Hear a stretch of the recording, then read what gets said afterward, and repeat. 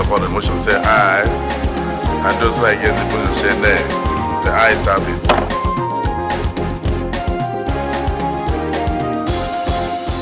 Hello and welcome to the program. I am Dennis Adigunloye. Following about 5 weeks of recess, the National Assembly has resumed, with the Senate hitting the ground running with a resolve to organize a national security summit involving delegates from all tiers of government, traditional institutions, civil society organizations, security experts, and other Nigerians to find a lasting solution to the challenges of insecurity in the country. Resuming plenary with renewed energy, the lawmakers wasted no time in adopting resolutions, among which is the convening of a fact-finding national security summit, as requested by Senator Jimoh Ibrahim and 3 others in a motion calling for a way out of the current security situation, which is becoming a threat to the economy. No country will allow a citizen to understand security by living with insecurity. We must eradicate insecurity.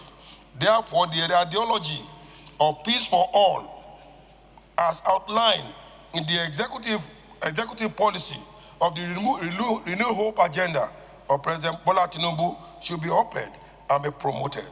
Another very important issue is to have a state police.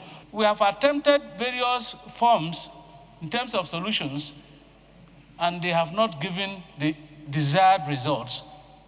There is nothing that stops us from continuing to explore all means. So we will discuss the issue of recruitment, because I believe that the security operatives are as good as their training.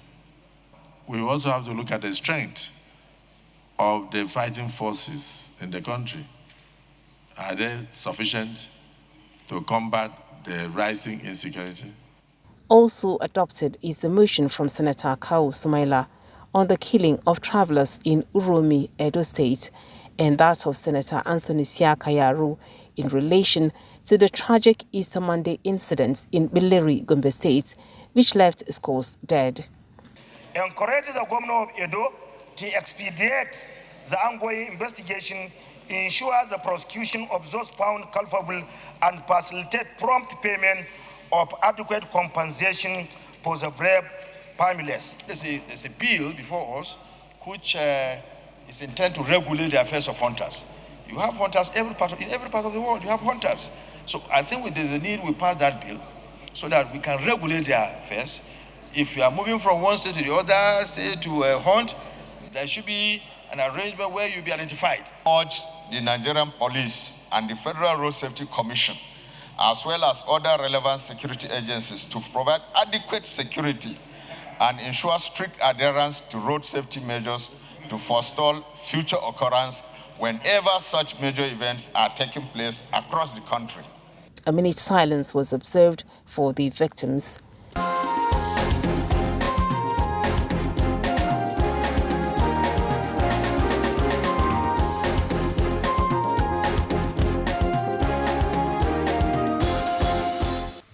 Security is a primacy of governance, and the primary purpose of government is to deliver peace, order, and good governance, to ensure the security of lives and properties of individuals. And that is the social contract the people had with the government, to the extent of surrendering their sovereignty to the government. That is the primary purpose of government, and that is the social contract to which the government and the people have entered into to govern them. So security is a primacy, and that is why, in view of the avalanche of security problems that we have across the nooks and crannies of the country, terrorism in the northeast, resurgence of Boko Haram in the northeast, banditry in the north central and in the northwest, and then issue of pipeline vandalization and militancy in the south, agitation for secession in the southeast.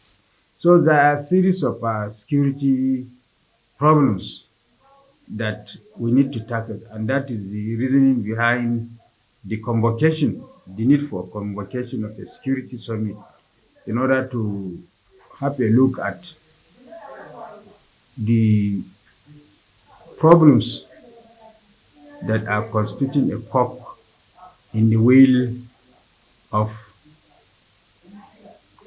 addressing the avalanche or mirage of security problems that we have across the nooks and crannies in the country, and then proper, lasting, and durable solutions to these problems. That is what brought about the need for security summit. Well, people have argued that we have had security summit in the past, and how are we sure that this one is not also going to be another talk shop whereby resolutions will be passed, communique will be issued, and then it will now be allowed to or be consigned to the dustbin of history, or allowed to raise in the shelves without implementation. Well, as I said earlier on,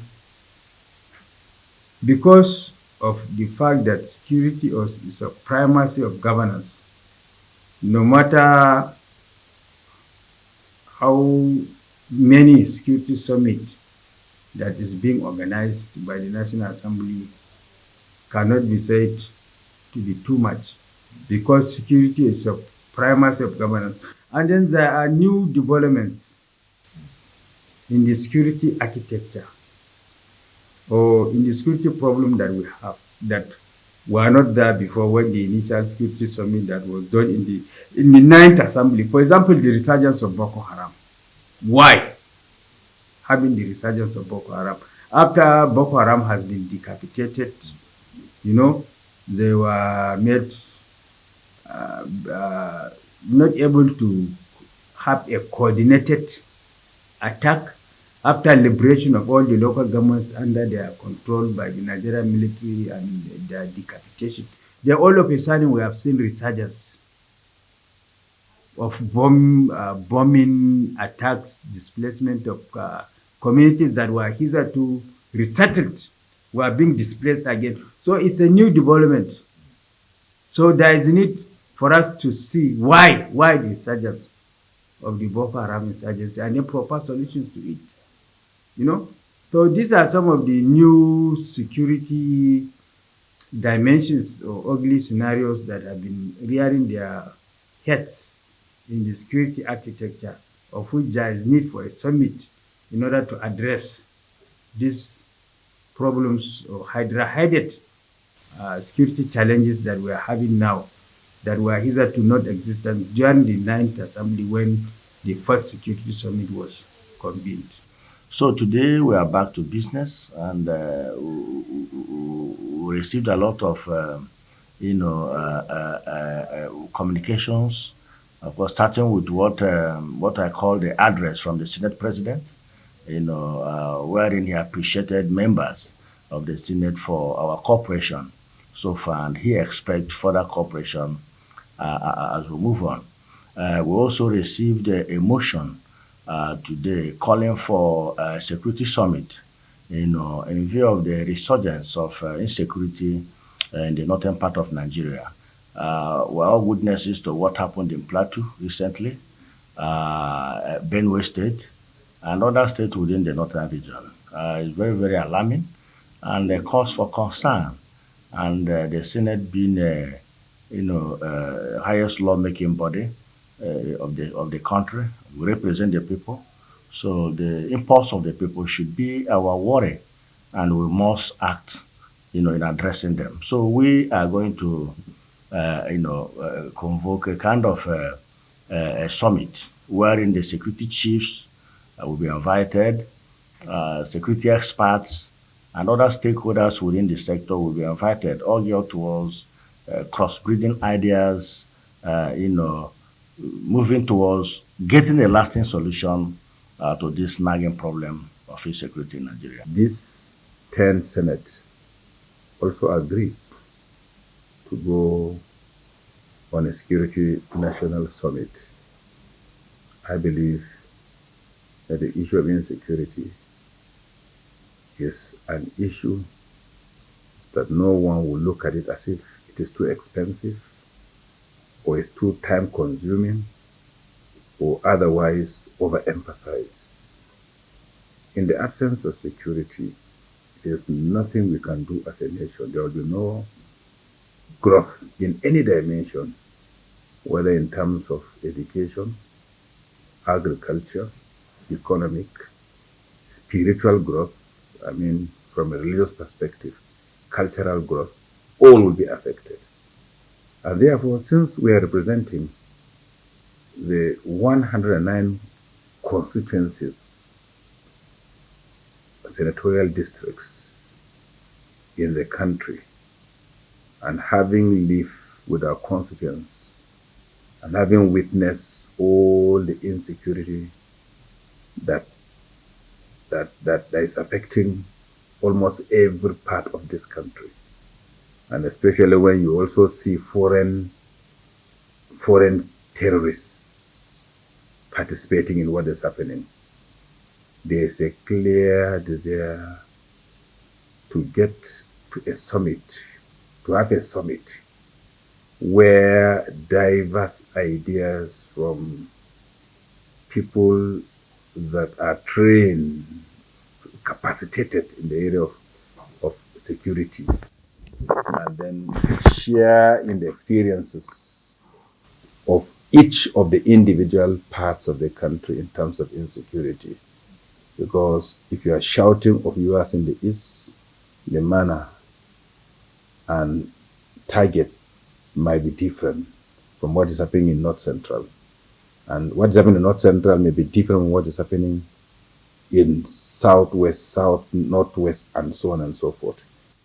But when we come as Nigerians to deliberate in all this and come up with a resolution with full participation of Nigerians in it, I feel that we may end up having a more explosive, result-oriented conclusions, and we may easily agree on situations, because somewhere along the line, wherever there are grievances, we'll talk it and we'll find resolutions.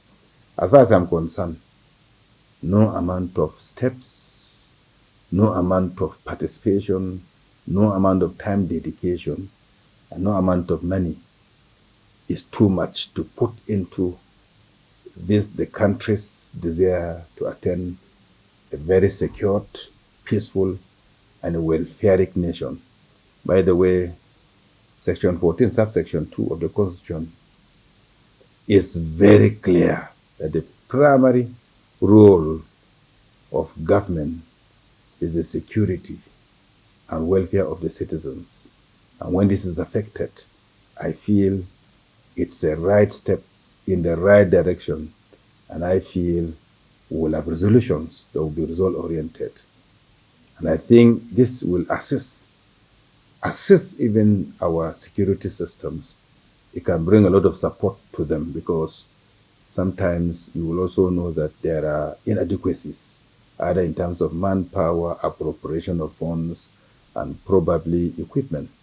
And therefore, let us tell ourselves where we are, and let us agree on how we'll approach the virus geopolitical or virus sectional insecurity that abounds in our country.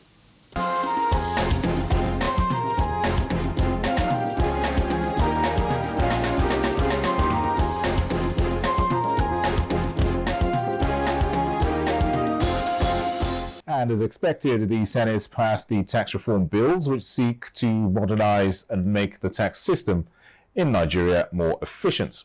The 4 bills have already been passed by the House of Representatives. Here are highlights of those deliberations. A bill for an act to provide for the assessment, collection of, and accounting for revenue accruing to the Federal Republic of Nigeria, the states and local governments prescribe the powers and functions of tax authorities, and for related matters, third reading taken. The legislative journey of the 4 tax reform bills meant to modernize and make more efficient the tax system in Nigeria began in October 2024 at the National Assembly.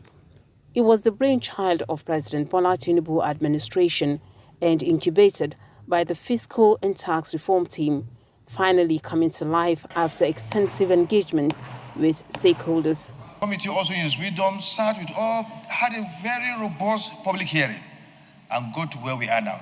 And thank God all these areas have been, resolved. That's why this is a bit of democracy.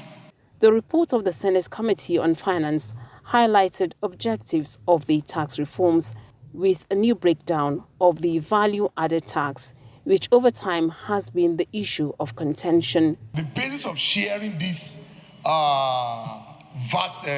which is one of the major issues of this bill. We all agreed that VAT will be shared based on consumption. During the clause-by-clause consideration of the Joint Revenue Board Bill and the Nigeria Revenue Service Bill, lawmakers made observations and amendments with regards to appointments, administration and jurisdiction, some of which were adopted. A warrant issued by the executive vice chairman, approved by the minister, is also subjected to another approval by the National Assembly. That will cause a lot of delay. Any act or thing done by the service or the board under any of the laws referred to in sub-clause 2 shall not be subject to challenge. It's draconian and obnoxious. Draconian, obnoxious, and self-serving. Yes, sir.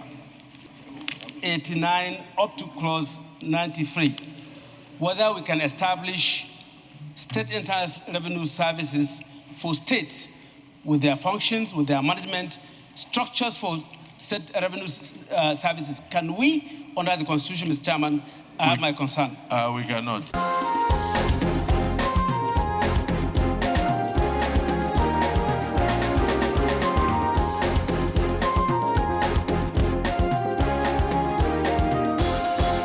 Those in support say aye. Lawmakers in the Red Chamber used 2 days for clause-by-clause scrutiny of the 4 tax bills, which are the Joint Revenue Board Establishments Bill, the Nigeria Revenue Service Establishments Bill, the Nigeria Tax Administration Bill, and the Nigeria Tax Bill.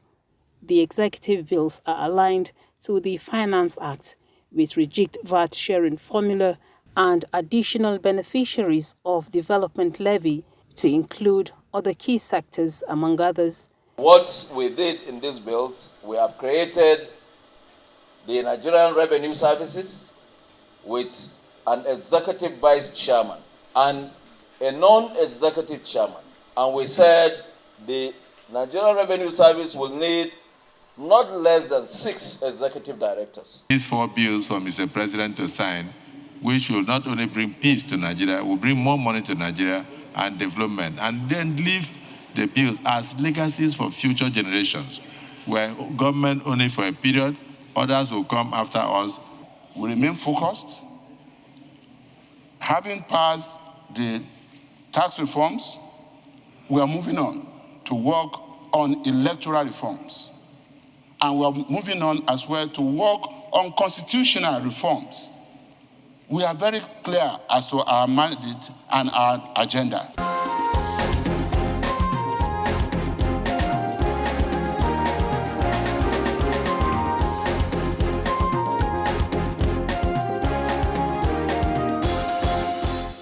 Primary purpose is to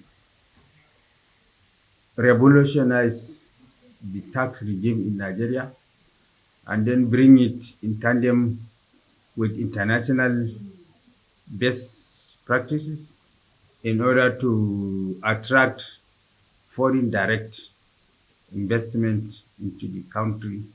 Because when there is clarity and transparency in the tax regime, that will encourage investors to invest in the economy and also try as much as possible to bring more Nigerians that are hitherto not paying tax into the tax net, to bolster government revenue with a view to providing more infrastructure and dividends of democracy to the doorsteps of the people. And our tax laws are obsolete. Some of them were inherited from colonial masters. And the world has moved on with technology, with globalization and what have you. So there is a need to also amend our tax laws to bring them in consonance with realities of present day economy, with realities of technological innovation of nowadays and globalization.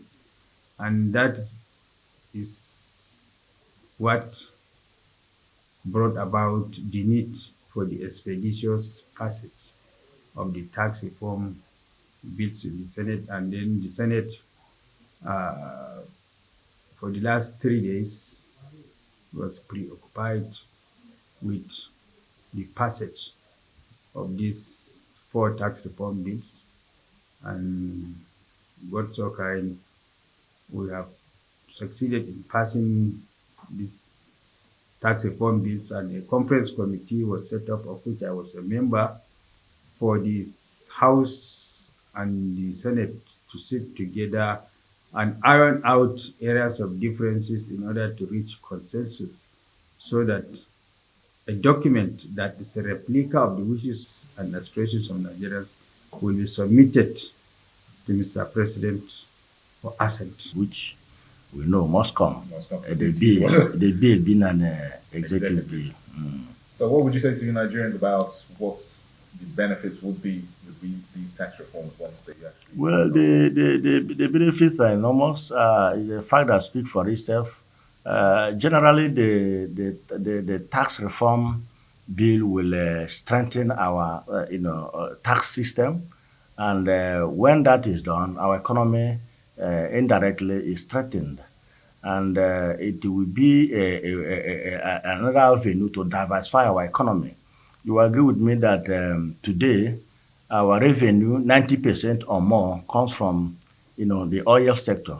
We don't have any other reasonable source of revenue. And considering our population and the economic activities that is happening in Nigeria, tax is supposed to be our major source of revenue. So I believe that when this bill is passed into law, it is going to increase our revenue as government, and that will empower the government to solve most of our problems, like providing the basic infrastructure, working towards power, to increase our power supply so that businesses can thrive. So the benefits are so many. So it's a welcome development, and that goes to support that the man on top as our president today is different from about three presidents who had in the past, because no president has ever thought it was this direction. And that's why I've always described him as a man that thinks outside the box. He's somebody that wants to have an improvement from what he met. But other presidents who always maintained what they met, eat from what they met, and Nigeria was going down. But Tinubu, being a very smart person, said, no, we can't continue like this. We can't continue to lament.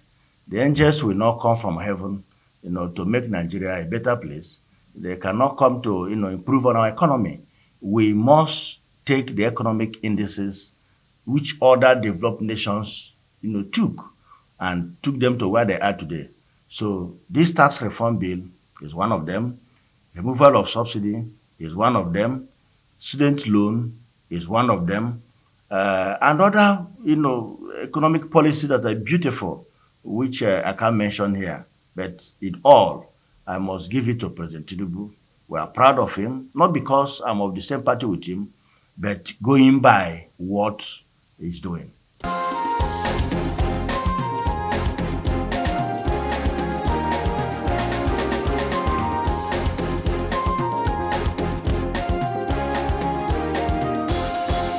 Well, this is where we conclude the program this week. Thanks for watching. I am Dennis at Digunluyi. See you next time.